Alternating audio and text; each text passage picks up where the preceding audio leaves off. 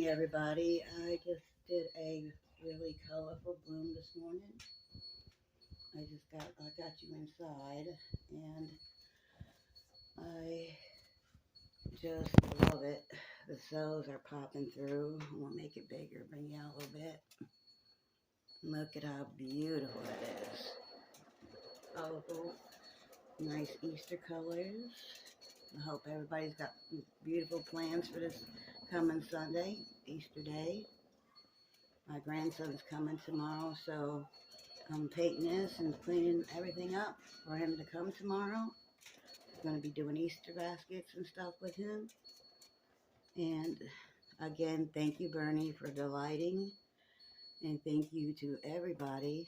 And Sharon, I'm glad you're feeling better. And please like and subscribe, or not like, comment.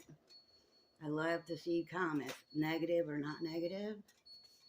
But here it is, guys.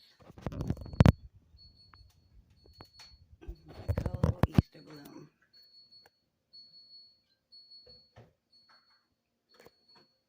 This is just beautiful. Oh my goodness. And I think we're almost done.